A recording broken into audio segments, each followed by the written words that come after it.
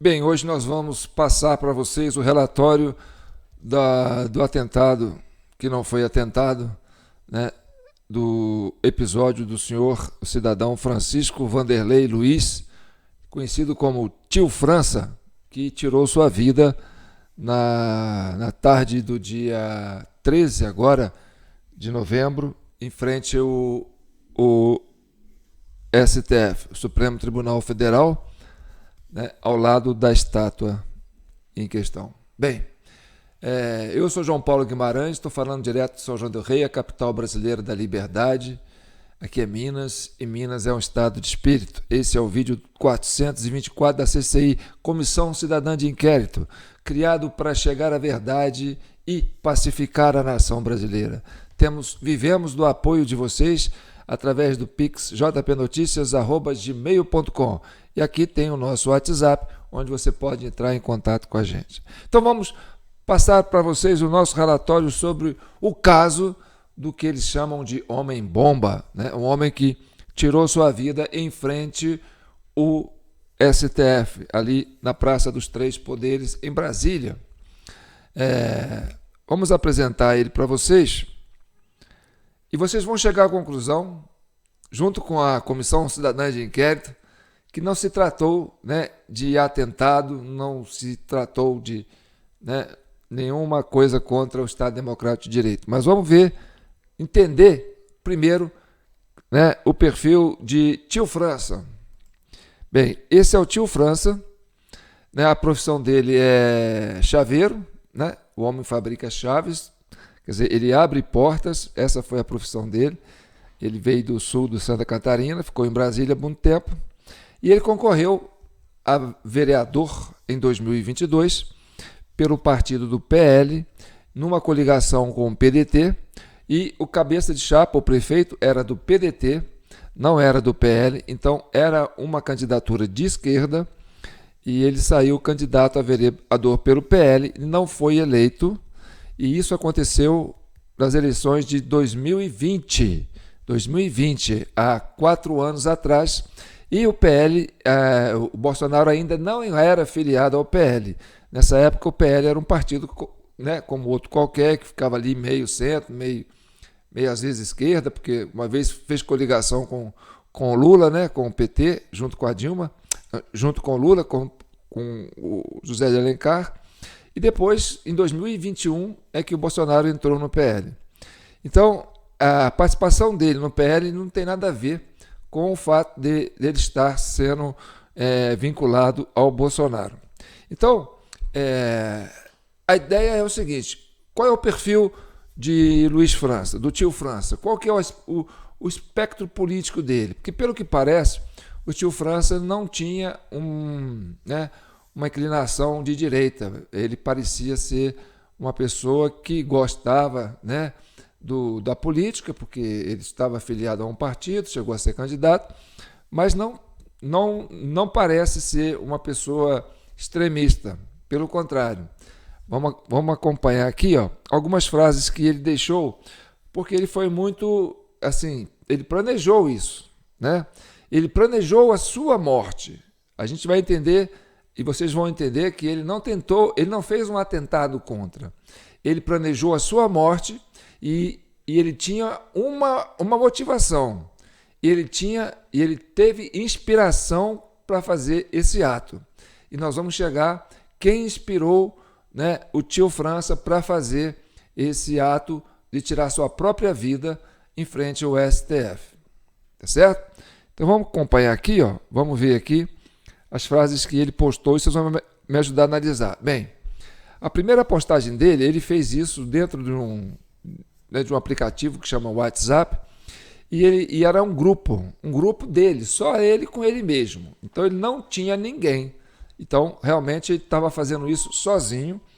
Pode-se considerar assim um lobo solitário, alguém que planejou só ele com ele, né? Ele estava levando isso dentro do imaginário dele, não dividiu isso com ninguém, então não caracteriza quadrilha, não há formação de quadrilha, ele não estava dividindo essa informação com ninguém.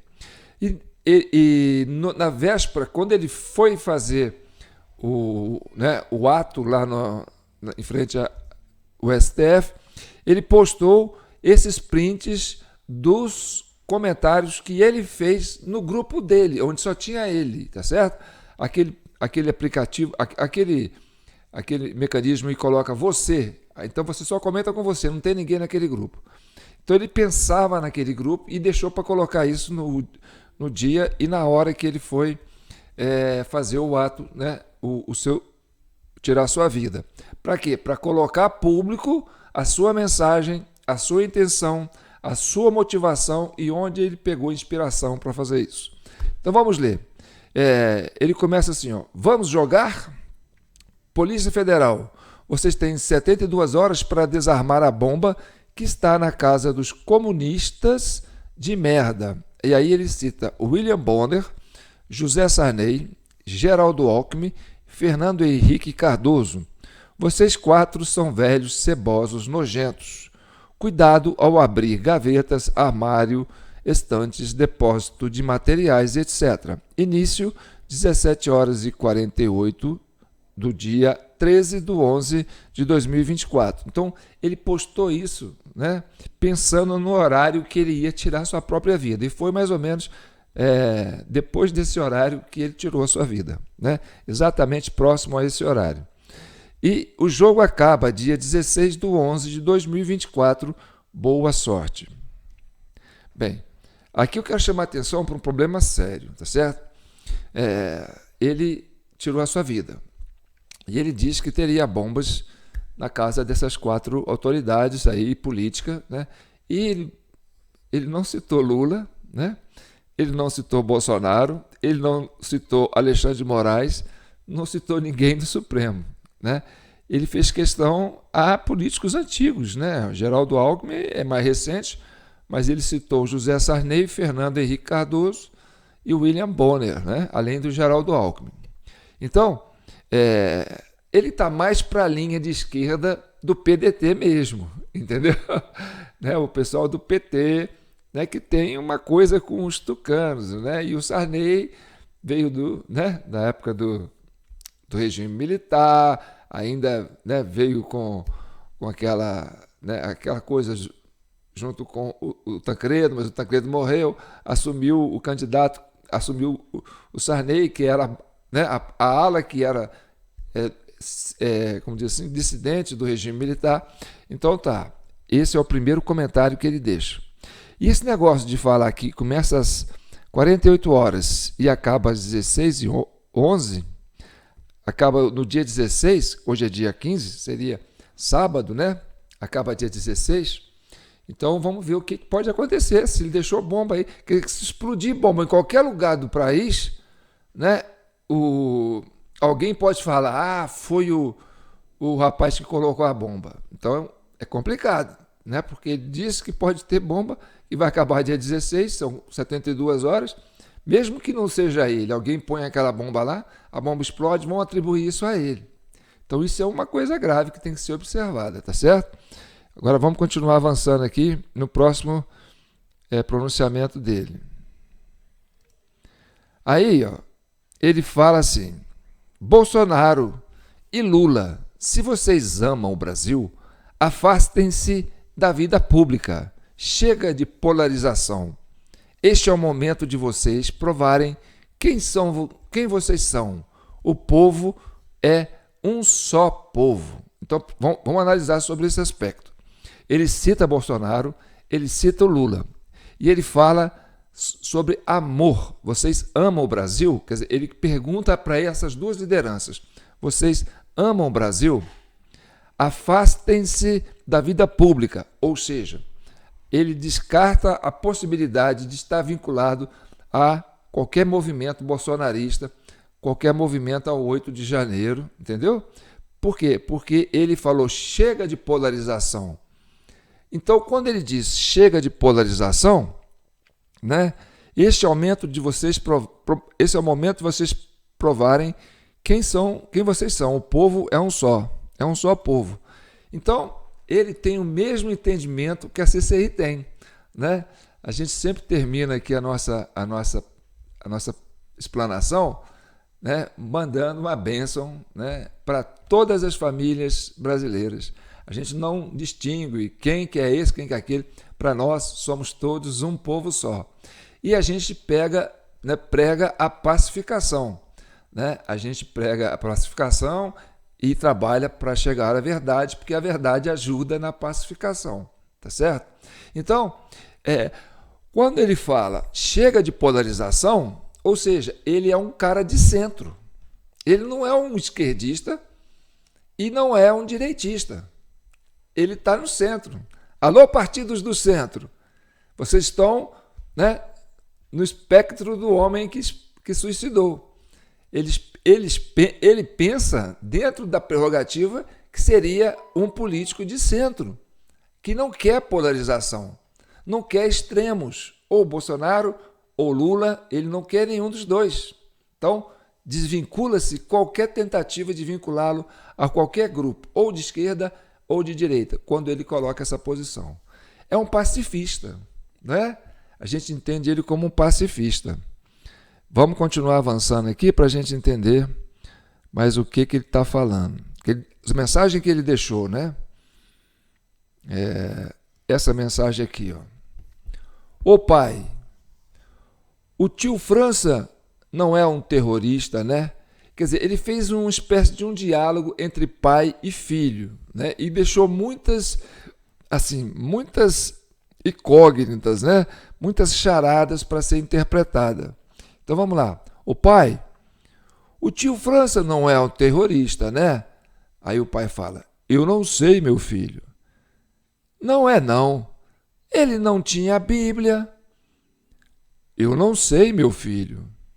Ele apenas soltou uns foguetinhos para comemorar o dia 13. Ele tá falando, né, dos fogos de artifício que ele levou lá para a esplanada. Porque não teve bomba ali no carro, né? Então vamos chegar lá.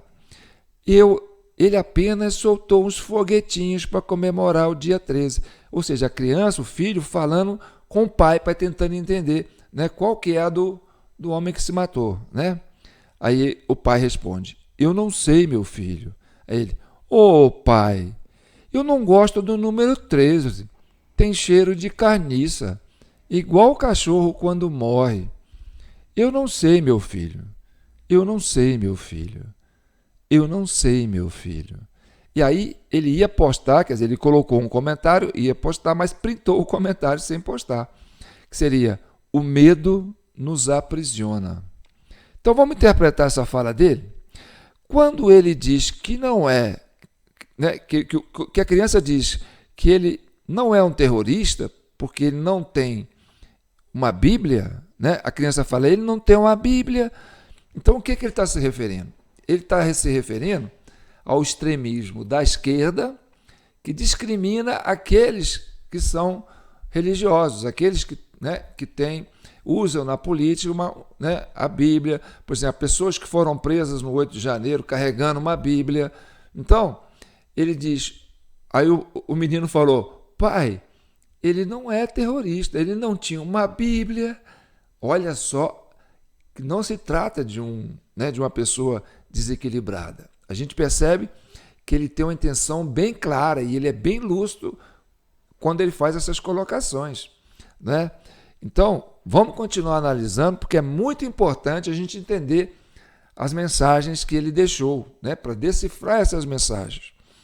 E aí ele fala, ele apenas soltou uns foguetinhos para comemorar o dia 13. Realmente, o que ele levou foi fogos de artifício.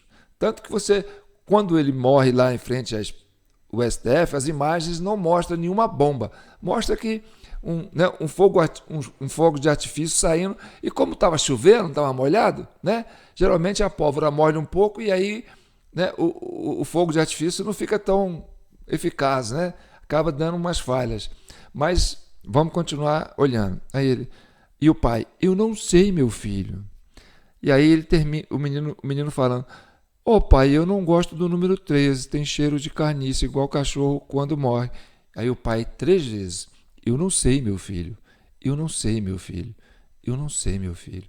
E aí ele ia postar e não postou, mas printou o que ele ia postar. E que ele fala, o medo nos aprisiona. Quando ele fala o medo nos aprisiona, ou seja, as pessoas têm medo de falar, né? O que ele está falando?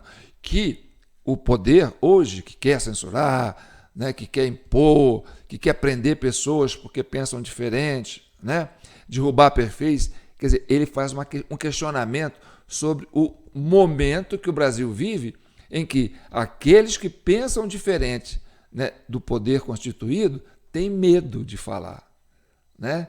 Então ele fala isso, eu não sei, meu filho. Quer dizer, o adulto fala, eu não sei, meu filho. Vamos continuar entendendo, né, o que as mensagens do tio França. Aqui, essa postagem aqui eu dividi ela no meio, mas é o mesmo print para a gente ver, entendeu? Aparece ele sorrindo, né, segurando um cálice de vinho, né? Vinho, sangue. A gente tem essa associação de associar o vinho ao sangue, né? A comemoração ao sacrifício. Então, ele usou, né, essa imagem para justificar, né, o que ele está fazendo, né? E aí ele escreve: vamos brindar, não chore por mim, sorria, entrego minha vida para que as crianças cresçam com liberdade, que o coração de pedra dos homens maus e injustos derreta igual açúcar. Assim, os novos governantes terão atitudes mais dóceis, né? Mais dóceis, deveria ser mais dóceis. Aqui de cima, ele está falando lá de cima. É como se eu estivesse falando por ele, né? É como se o espírito dele estivesse encarnando. Por isso que na Bíblia, né, tem essa coisa da imortalidade, quando, né, o verbo se torna carne. Então é uma coisa assim, né? E a Bíblia é a palavra de Jesus. Então, muitas coisas que estão escritas ali, coisas ditas, né, pelos mestres, não só a Bíblia, os outros, né, todos os livros que são, né, por exemplo, o Torá, né, os livros em geral, quando registra uma palavra de um líder espiritual, né, essa palavra, quando ela é repetida, ou seja, é o pensamento da pessoa que morreu que está sendo repetido. Então, se eu vivo, quer dizer, se eu penso, logo existo. Se eu manifesto o meu pensamento, eu estou manifestando o quê? A minha existência. Então, se alguém captura o meu pensamento, e esse pensamento é verbalizado, né, em várias gerações, o que acontece? A pessoa se imortaliza. Por quê? Porque o pensamento dela vai passando de mente para mente. Então, penso, logo existo. A pessoa pensa, cria o seu pensamento, materializa o seu pensamento em palavras, as palavras são comunicadas, entra na mente de outra pessoa, a pessoa fica com aquele pensamento e ele vai passando isso para outra, para outra, para outra. Ou seja, essa é a imortalidade daqueles que pensam, né, com uma visão espiritual mais ampla. Por quê? Porque quando o pensamento dele vai sobrevivendo geração para geração, é como se ele continuasse existindo entre nós. Então, por exemplo, aqui ele se foi, né? O tio França se foi, mas nós estamos verbalizando um pensamento dele. Ou seja, ainda ele está aqui. Por quê? Porque ele está no nosso pensamento. Aí é o pensamento dele que está passando para mim, que está passando para você, que está passando para muita gente. Então, essa expectativa que ele criou, ou seja, ele ofereceu a sua vida em busca do quê? De uma eternidade. Ele falou assim, eu vou entrar para a história, né, como alguém que ofereceu a vida por uma causa. Olha que interessante. Ele estava bem lúcido porque ele sabia o que ele estava fazendo. Ele ofereceu a sua vida, né, por uma causa.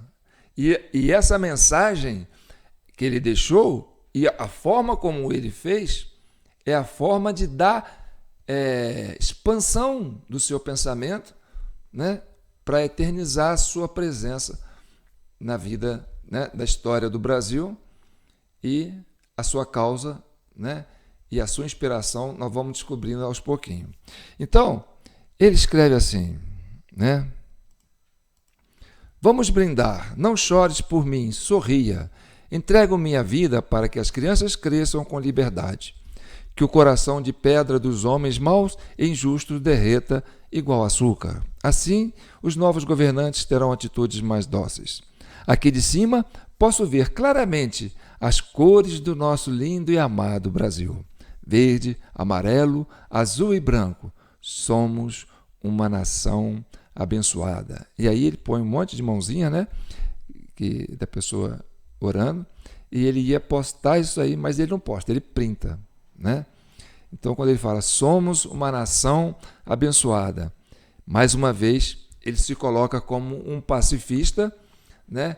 Um homem de centro, um homem que prega a unidade contra a polarização. Você está entendendo? Então, esse perfil é muito bom, porque nós estamos falando de alguém que ofereceu a sua vida por uma causa de uma nação, de um povo, né? Que é o povo brasileiro.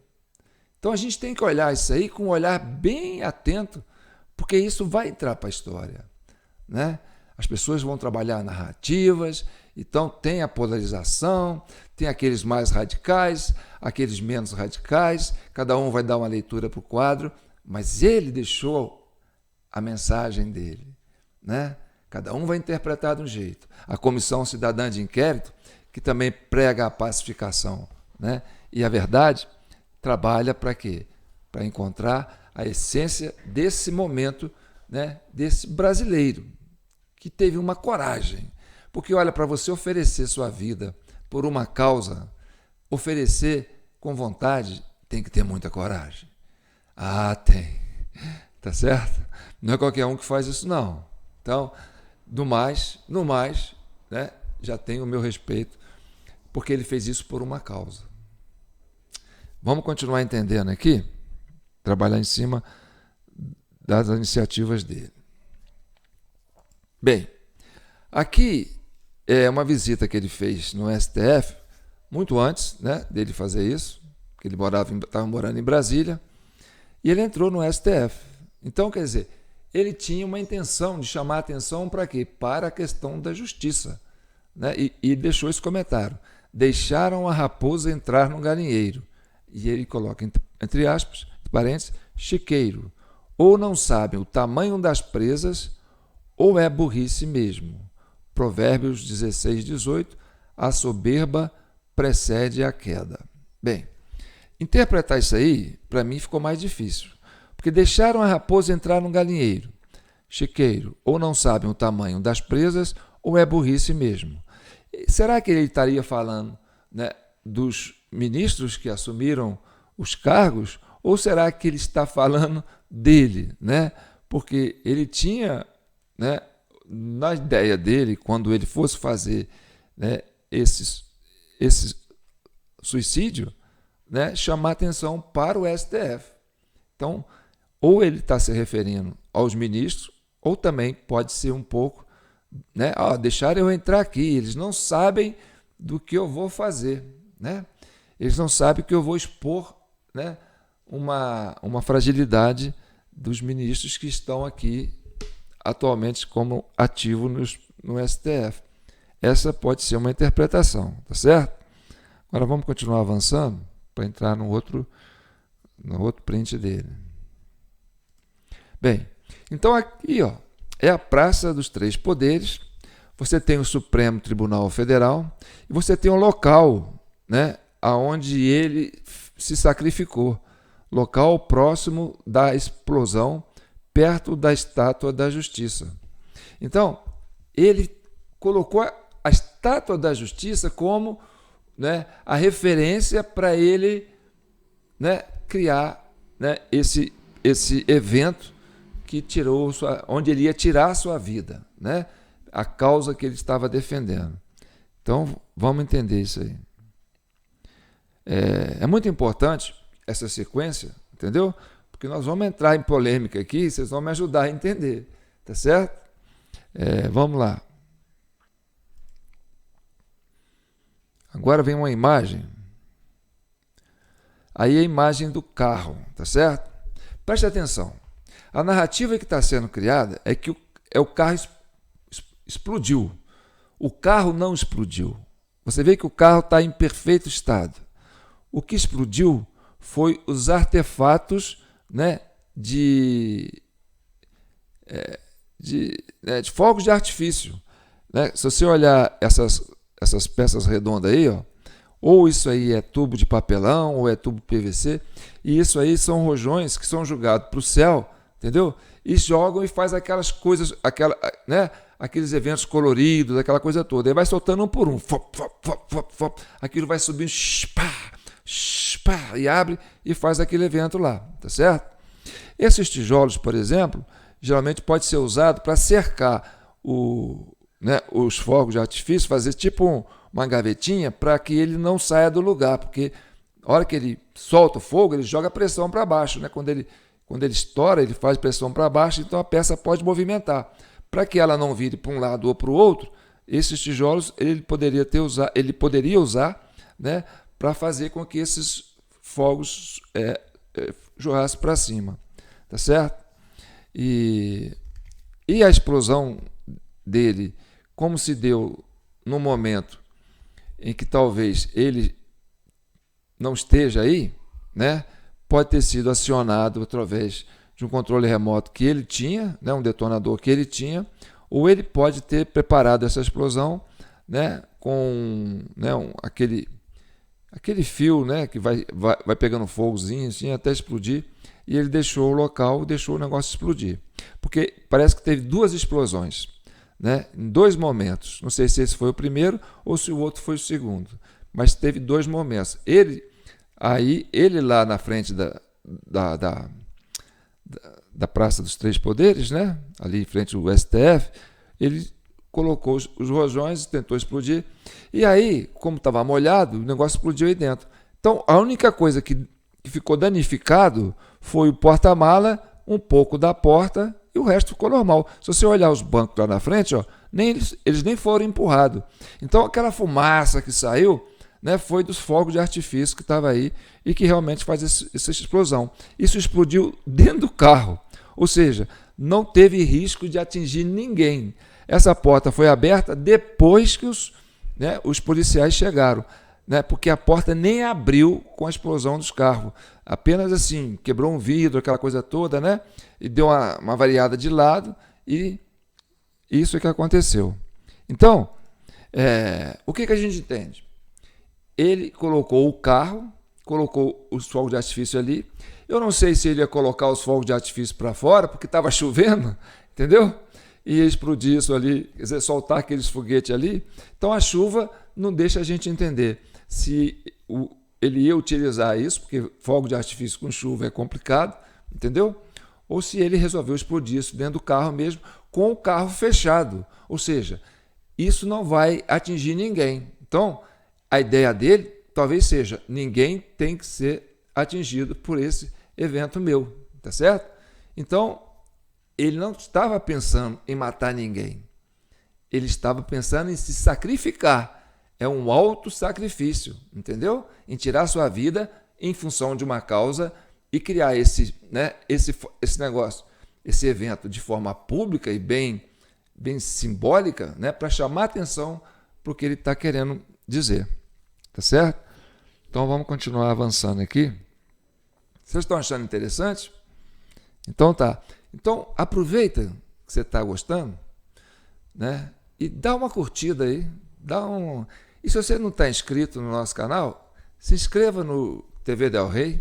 Se você estiver assistindo no YouTube, se inscreva no nosso canal TV Del Rey, acione o sininho para você continuar recebendo as nossas notificações. Se você estiver assistindo no Facebook, se inscreva no meu perfil lá, tá certo? Para você continuar seguindo, né? Vou seguir você no Facebook, João, porque aí eu posso receber. Então vai a seu gosto, tá certo? A gente não tem Instagram, não tem, né, TikTok, não tem Quite, não tem essas coisas não. É aqui mesmo, tá certo? Então vamos lá. Então, acabei de dizer que o homem não tinha intenção de matar ninguém. de ferir ninguém, tá certo? Ele queria só tirar a sua vida, né, por uma causa, e ele comunicou a sua causa. Vamos continuar avançando. O que nós vamos ver agora? Bem, agora nós vamos entrar numa coisa interessante.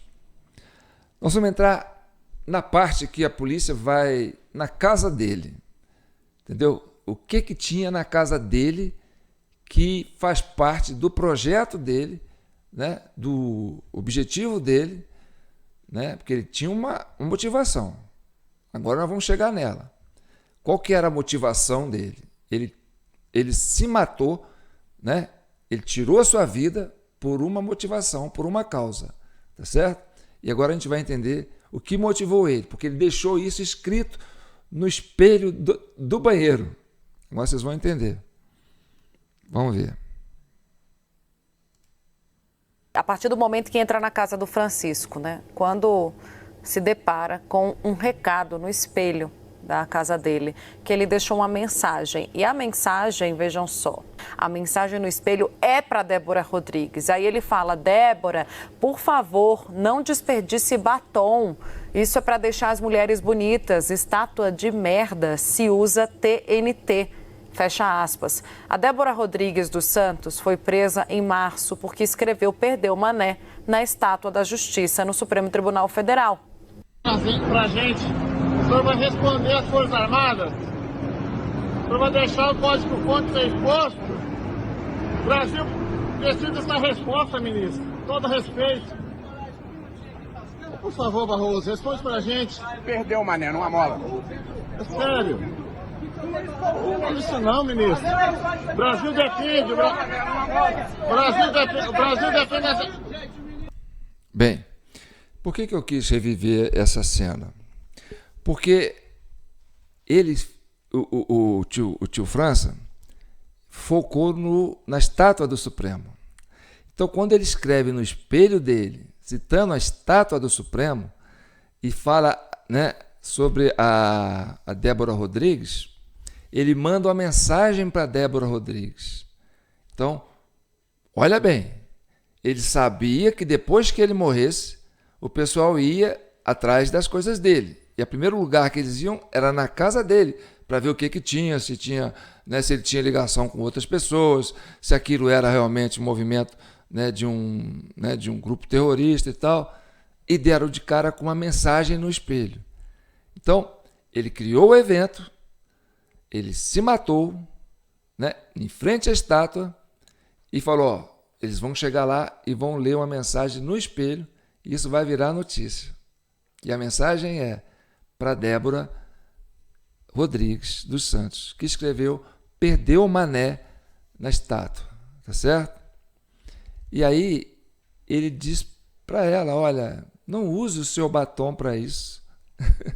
Entendeu? Ou seja, ele fez uma crítica, né? Ele está denunciando com a morte dele, com o seu sacrifício, né? Ele sacrificou sua vida para chamar a atenção do brasileiro, da sociedade brasileira e, por que não, do mundo, entendeu? Para as atrocidades que ele entende que está sendo praticada no STF. Olha que coragem que esse homem teve. Ele é um chaveiro, tá certo? No interior de Santa Catarina. Ele pensou, sabe? Ele é um cara pacifista, não é extremista, nem de centro, quer dizer, nem de esquerda, nem de direita. Ele tem um perfil de centro, é um cara pacifista, tranquilo, né? Era uma pessoa normal, como qualquer outra, tá certo? E ele fez esse evento para chamar a atenção. Então, vamos ver por que ele quis chamar a atenção, mandar uma mensagem para Débora Rodrigues dos Santos. E aí eu fiz uma montagem aqui, né, do Deltan Dallagnol, que foi uma pessoa que trabalhou na Lava Jato, né, que tem um pensamento muito positivo, é uma pessoa, né, que tem uma posição mais de direita, né, foi eleito deputado, foi cassado injustamente, né, E aí também tem a coisa do Supremo, né, do TSE com relação a ele. Então, o foco da justiça está aí.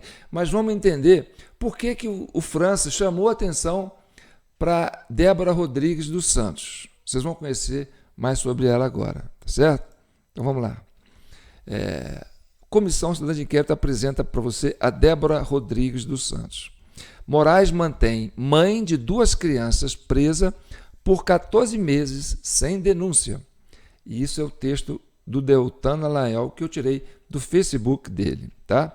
Isso foi postado no dia 10, parece 10 de junho ou julho, né, de 2014. Então é coisa recente, tá certo? Então ele escreve: Débora Rodrigues dos Santos, mãe de 2 filhos pequenos, está presa preventivamente desde março de 2023 por ordem do ministro Alexandre de Moraes em razão dos atos do 8 de janeiro. O caso dela parece conter diversos abusos e ilegalidades. O prazo legal para apresentação de denúncia em caso de réus presos é de 35 dias. Débora ficou presa 420 dias sem denúncia e, mesmo denunciada e sem oferecer risco para a sociedade, segue presa. Os advogados de Débora afirmam que a denúncia é completamente genérica e que a única ação individual dela foi de pichar uma estátua, o que seria penalizado, no máximo, com prestação de serviços à comunidade.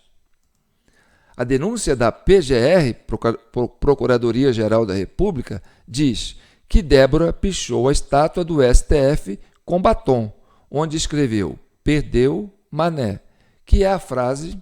Gente, agora vamos pensar aqui, ó. Ela escreveu uma frase na estátua, né, do STF, em frente ao STF, a frase, né, a expressão "Perdeu Mané". E o que ela fez? Ela colocou legenda na estátua do STF. E essa legenda é uma fala do presidente do STF, na época. Né? Eu não sei se ele era presidente do STF, né, ou tinha a ver com o TSE na época. Então, o que crime é esse? Porque ela não xingou o presidente, o ministro. Ela colocou, né, "Perdeu Mané", uma frase dita pelo ministro. Se ela tivesse ofendido o ministro, xingado o ministro, com homem, "ministro filha da sei lá o quê", "ministro genocida", como eles costumam fazer. Não, ela simplesmente colocou legenda na Estátua da Liberdade, imaginando assim, a estátua representa o quê? Os ministros do STF. E embaixo a legenda, o ministro do STF falando "Perdeu Mané".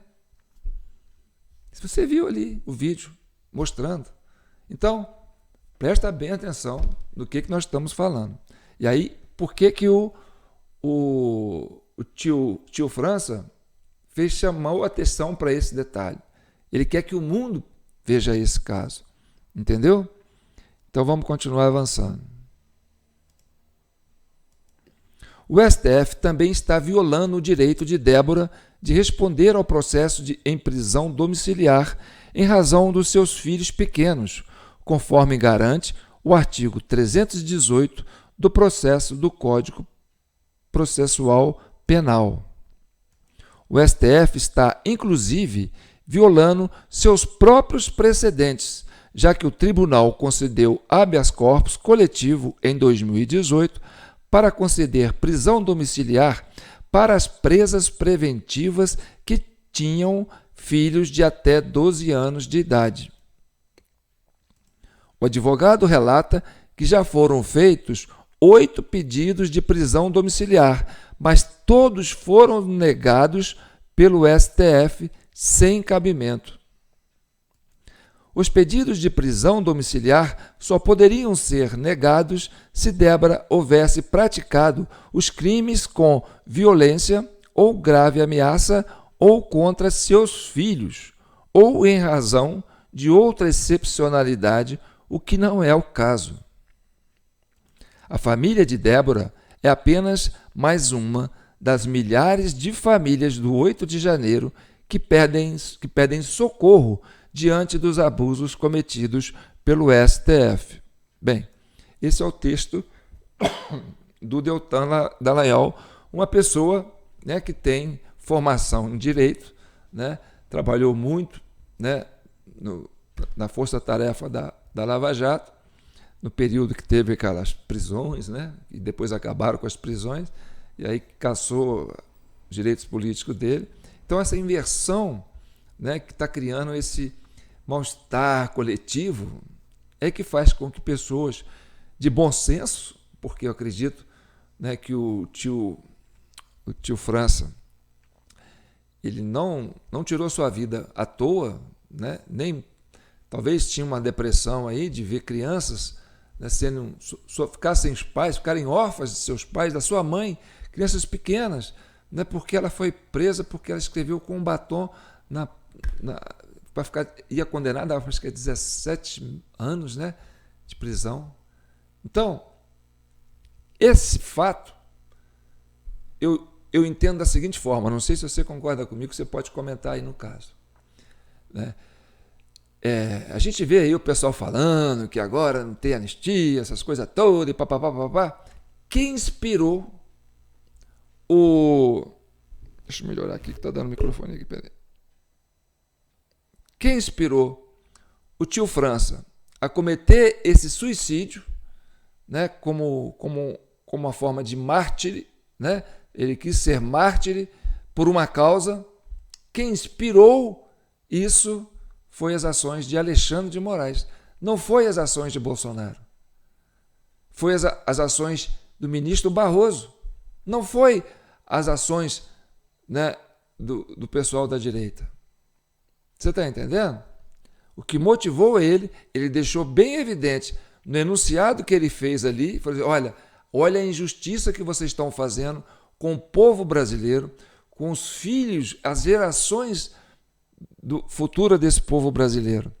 Então, quando ele faz esse texto aqui, ó, vou ver se eu chego nele aqui. Quando ele faz esse texto aqui, ó, vou ver se eu consigo colocar ele aqui. Ô pai, o tio França não é terrorista, né? Eu não sei, meu filho. Não é não. Ele não tinha a Bíblia. Eu não sei, meu filho. Ele apenas soltou uns foguetinhos para comemorar o dia 13. Eu não sei, meu filho. Ô pai, eu não gosto do número 13. Tem cheiro de carniça, igual cachorro quando morre. Eu não sei, meu filho. Eu não sei, meu filho. Eu não sei, meu filho. Olha a capacidade do tio França, né, de expressar com emoção, entendeu? A sua motivação e o seu propósito de virar Marte, de tirar a sua vida para chamar a atenção da sociedade brasileira, das autoridades e do mundo, que vem o G20 aí agora, né? Para um detalhe tão caro que está sendo para a sociedade brasileira, que é o desvio, né, do processo legal, o desvio dos homens, né, e das autoridades que conduzem a justiça no Brasil. E que está fazendo que muitas famílias sofram e muitas crianças, muitas, né, pessoas inocentes estão pagando por algo que não cometeram. Então essa é a preocupação dele, tá certo? Agora, não acabou não, viu, gente? Tá longo, né? Mas eu acho que vocês estão gostando. Agora vamos ver quem está radicalizando, quem está ponderando, entendeu? Onde está o extremismo? Quem está radicalizando, quem está ponderando e onde está o extremismo? Tá certo? Vamos ver. Palavras do ministro Barroso, presidente do TSE. A gravidade do atentado de ontem nos alerta para a preocupante realidade que persiste no Brasil. Reforça também e, sobretudo, a necessidade de responsabilização de todos os que atentem contra a democracia. Então, se é um caso isolado mesmo, se ele quis ser mártir, ele ofereceu sua vida por uma causa, e aí o Barroso está incluído na motivação dele, por causa daquela frase Morreu Mané, que ele falou. Olha a gravidade de uma autoridade como o presidente, o ministro do Supremo, se dirigir a um cidadão que respeitosamente perguntou para ele: ô ministro, por favor, senhor ministro, você pode liberar o código-fonte? Ô ministro, por favor, respeitosamente. E o ministro virou para trás, olhou para ele e falou: perdeu o Mané, não amola. Então, olha o que pode acontecer quando você tem um ministro com essa atitude, entendeu? Em relação a um cidadão, o impacto que isso acontece numa sociedade. Então, sim, ministro, você tem participação na morte desse cidadão, porque ele está chamando a atenção para esse detalhe, para a sua irresponsabilidade, né, para o seu indecoro, né, da sua forma de agir como ministro.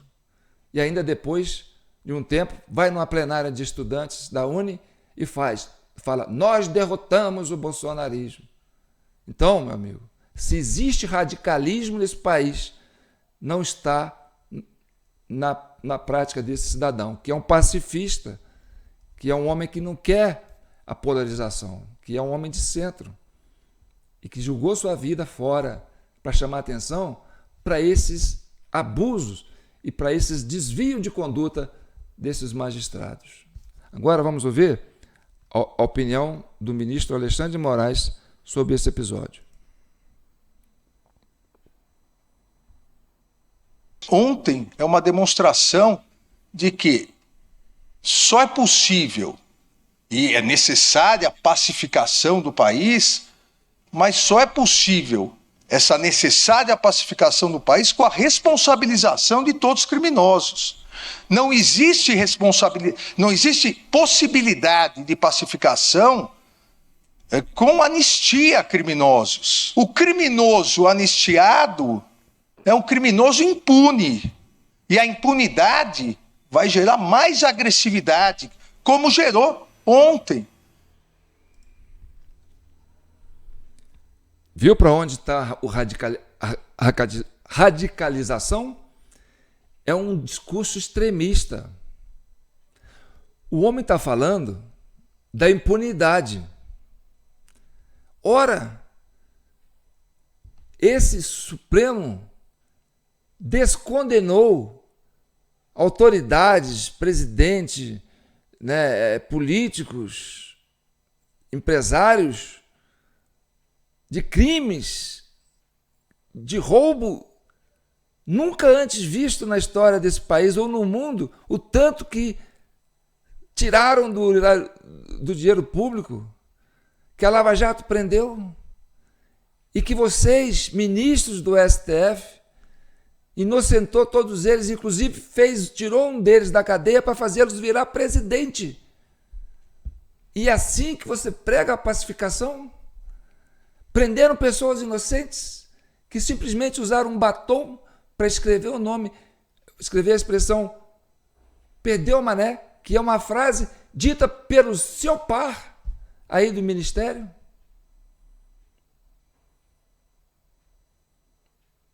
Está vendo de onde que vem a radicalização? Está vendo de onde vem o perigo que o Brasil está vendo, está sofrendo? Então vamos ver agora a opinião de mais uma autoridade. Vamos ver.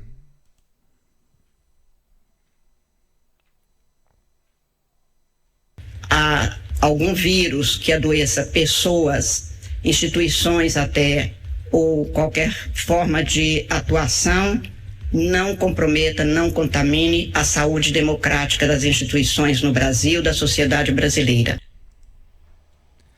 E aí eu pergunto, Carmen Lúcia, presidente do STF, do TSE, né? Não, do STF, do TSE, Tribunal Superior Eleitoral, tá certo?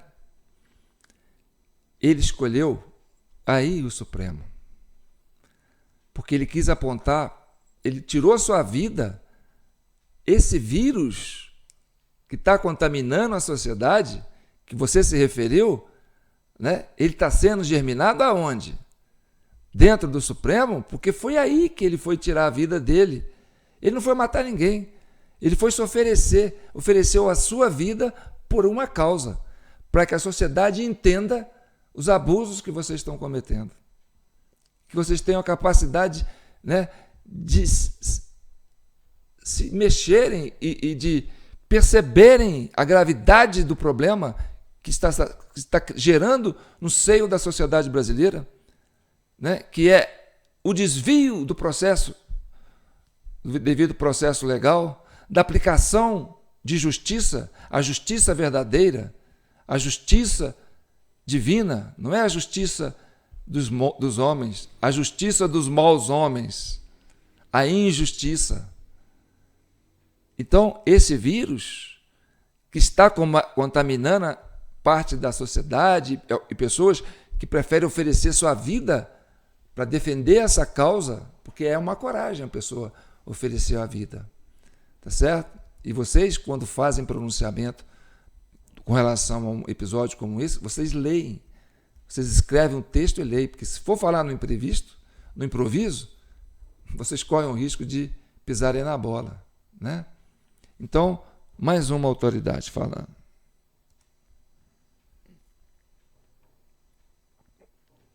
E o ex-presidente Jair Bolsonaro se manifestou há pouco pelas redes sociais, abre aspas, pela pacificação. Lamento e repudio a todo e qualquer ato de violência, a exemplo do triste episódio de ontem na Praça dos Três Poderes. Apesar de configurar um fato isolado, ao que tudo indica causado por perturbações à saúde mental de uma pessoa que infelizmente acabou falecendo, é um acontecimento que devemos levar à reflexão. Continua Bolsonaro na nota. Já passou da hora de o Brasil voltar a cultivar um ambiente adequado para que ideias diferentes possam se confrontar pacificamente e que a força dos argumentos valha mais que o argumento da força.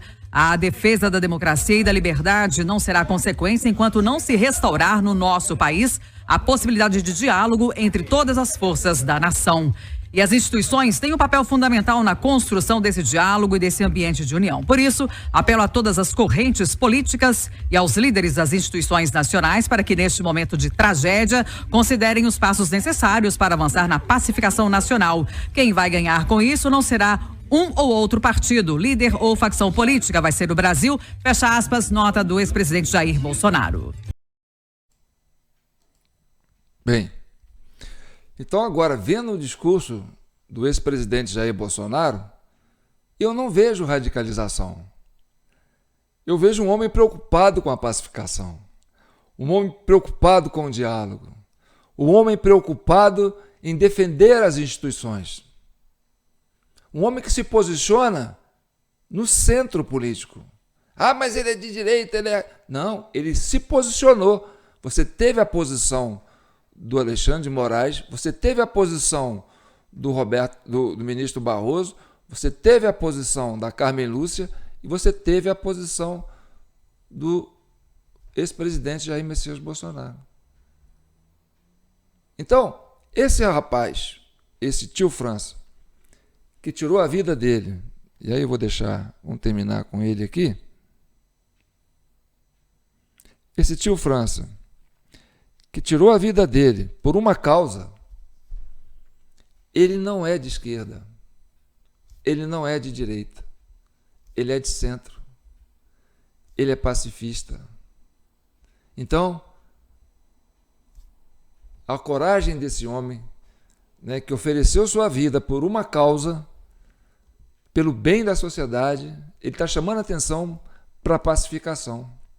E aí eu vou terminar falando o que ele mandou dizer. Vamos brindar? Não chores por mim, sorria. Entrego minha vida para que as crianças cresçam com liberdade, que o coração de pedra dos homens maus e injustos derreta igual açúcar. Assim, os novos governantes terão atitudes mais dóceis. Aqui de cima, posso ver claramente as cores do nosso lindo e amado Brasil. Verde, amarelo, azul e branco. Somos uma nação abençoada. Isso não é discurso de radical. Isso é discurso de um homem pacifista, de um homem moderado, de um político de centro. Então, O Bolsonaro, com o seu discurso, ele amplia a sua perspectiva de caminhar para o centro, pedindo a pacificação. E o outro radicaliza e vai para a extrema esquerda e fala: só tem pacificação se a gente prender aqueles que estão aliados ao Bolsonaro. Porque o Bolsonaro é um homem hoje que tem votos, assim como Maria Corina tinha votos lá na Venezuela e não poderia participar das eleições. Então, o crime de Bolsonaro hoje é ser um homem que tem muitos votos, enquanto esse governo não tem a presença do povo. E o que nós vimos nos Estados Unidos, em que aquele painel que mostra o Estado, né, o mapa dos Estados Unidos quase todo pintado de vermelho republicano, é porque a sociedade americana entendeu que esse radicalismo, né, esses extremismos de esquerda, né, que tem ódio por uma parte da sociedade, porque vem deles. O outro que trabalha na linha da direita está defendendo a participação no processo, entendeu? A legitimidade, né, da democracia, a transparência eleitoral. E enquanto nós tivermos alguns brigando para defender essa polarização, nós temos um senhor Francisco, né, o tio França, dando a vida pela pacificação e pela união. E que somos, sim, um povo e uma nação abençoada. É o que eu digo. E fiquem com Deus. E que o manto de Nossa Senhora proteja e abençoe todas as famílias brasileiras. Então, meu amigo, tio França, fique com Deus. Obrigado, entendeu, por trazer essa mensagem e que nós, brasileiros, possamos refletir por esse gesto seu de muita coragem, porque você tinha um propósito, você tinha uma motivação, e você tinha essa motivação inspirada, né, em atos que o judiciário não está correspondendo aos anseios da sociedade. Tá certo? E aí eu deixo minha mensagem para vocês. Ele é um simples chaveiro. Eu sou um ambulante. Antes de eu me sentar aqui e criar essa comissão, eu tinha uma banquinha que ficava na avenida aqui principal, vendendo jogos educativos que eu fabricava. A partir do momento que eu vi que o Brasil estava correndo um risco em função dos desvios de autoridades, né, que estavam corroendo nossas instituições, eu resolvi vir para a frente do computador e criar essa comissão cidadã de inquérito, e tenho recebido, né, o apoio e a consideração de muitos brasileiros que entendem que essa missão é importante. Então, ele era só um chaveiro. Eu sou ainda um ambulante, um artesão. Estou aqui. Então somos pessoas comuns que estamos brigando por essa causa. Você é o quê? Você é quem? Qual é o seu papel na sociedade hoje? O que você tem feito para pacificar o país? Você pode fazer muito. Se você comentar nesse vídeo, se você curtir esse vídeo, se você se inscrever no nosso canal e ajudar ele a ganhar inscritos, para ganhar visibilidade, você vai estar, né, se compartilhando nossos vídeos, você está fazendo um pedacinho do esforço para pacificar esse país. Certo? Se você contribuir com o nosso Pix JP Notícias, você está fazendo um pouquinho da sua parte.